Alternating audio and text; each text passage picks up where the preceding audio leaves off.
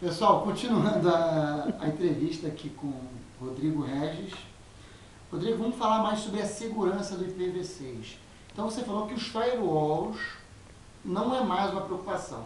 Eles já suportam o IPv6. Mas e aí, a gente pode esquecer ele nesse sentido? A gente pode abrir mão da segurança ou não? Não, muito pelo contrário. Né?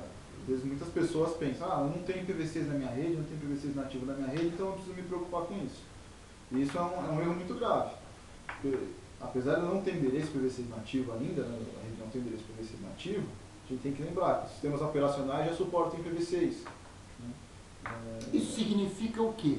Que um usuário numa máquina, ele tem o IPv6 e ele passa pela rede que está em IPv4?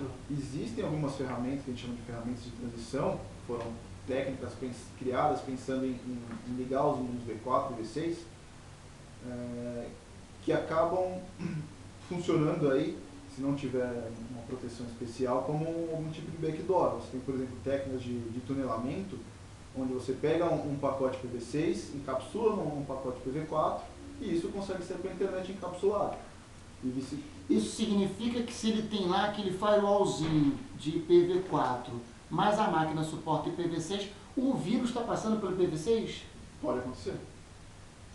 Então significa que quem tem uma série de firewalls em IPv4, ou tem uma rede toda em IPv4 e não está preocupada com o IPv6, o IPv6 está passando por ali, né? Sim, você vai ter pacotes. Se você der um ifconfig, ipconfig na sua máquina, você vai ver que já tem um endereço IPv6 lá, que é um endereço designado pelo Windows. Sim, que é para uso interno na rede, para um uso numa rede local.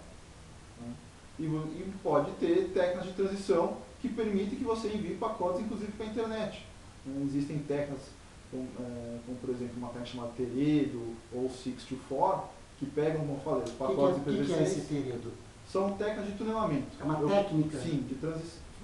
Foi criada para fazer a transição de IPv4 para IPv6. Tá. Como é que ela funciona rapidamente?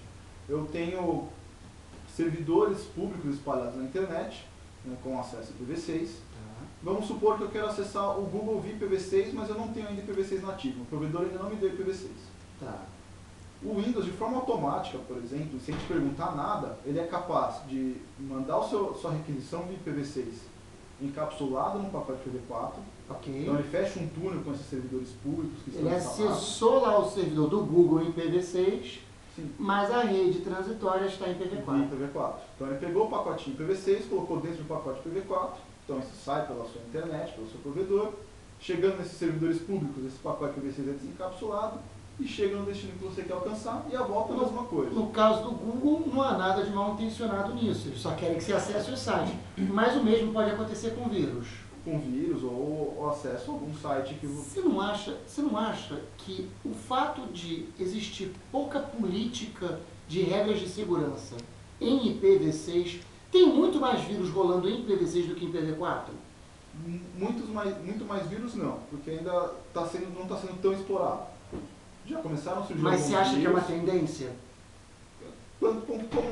Uma tendência da transição? Sim, conforme o número de usuários em IPv6 for aumentando, os provedores começaram a entregar, eu acho que a tendência, sim, acho que como qualquer outra tecnologia, ter muito vírus em IPv6. Ter vírus e o pessoal mal intencionado começar a olhar para isso. Você me lembrou de uma coisa aqui, você trabalha com informática há muitos anos? Aproximadamente 10 anos. Há muitos anos. Você chegou a pegar antigamente, não sei, a época de disquete? Lembra? Disquete 3D? Você lembra que tinha uns vírus que entravam no disquete e danificavam o disquete? Você lembra disso? Lembra bem disso? Já chegou a ser infectado alguma vez? Por vírus via disquete não me lembro agora. Não. Mas lembra que isso existia, né? Sim. Aí agora você me diz uma coisa. Por que hoje em dia os vírus, eles não danificam mais o computador? Eles entram na máquina e ficam gerando tráfego. Você tem alguma ideia do porquê disso? Então, na verdade, acho que eu não sou especialista na área de segurança, mas o que a gente vê é que a intenção, né, do pessoal que desenvolve esse tipo de vírus, de coisa, mudou. Antigamente você tinha muito vírus que era mais para sacanear o cara. O negócio que abria e fechava o drive de CD, começava a mostrar coisas na tela. Hoje em dia, Né? A gente tem visto que o pessoal está mais preocupado agora em roubar a senha de banco do que sacanear com as pessoas. Né? Então é muito... O vírus virou algo lucrativo, você criar redes de botnets para... Mas você já reparou que existem... Eu não sei se você já parou para pensar nisso. Você reparou que existem alguns vírus que eles ficam gerando somente tráfego de internet? Você sabe disso? Já parou para pensar nisso?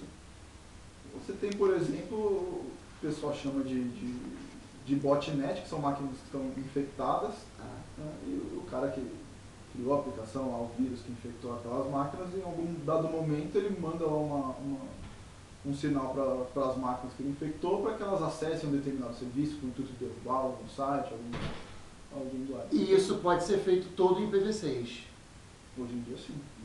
Por isso que a gente tem que ter um cuidado dobrado com IPv6, mesmo que a pessoa não tenha ele implantado na rede. Exatamente. Se você ainda não tem IPv6 nativo na sua rede, a dica é bloqueie ele no seu firewall. E bloqueie também essas técnicas de transição que eu mencionei, como 64, Teredo. Em alguns sistemas operacionais vem habilitados por padrão. Como é que é essa dica? Se não usa IPv6, bloqueie. Bloqueie no firewall. Você fala isso para quem é um operador, né?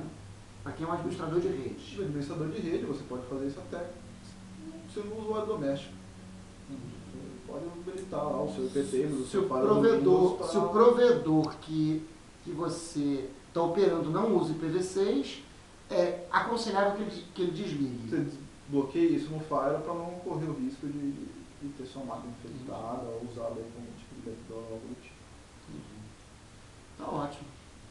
Obrigado.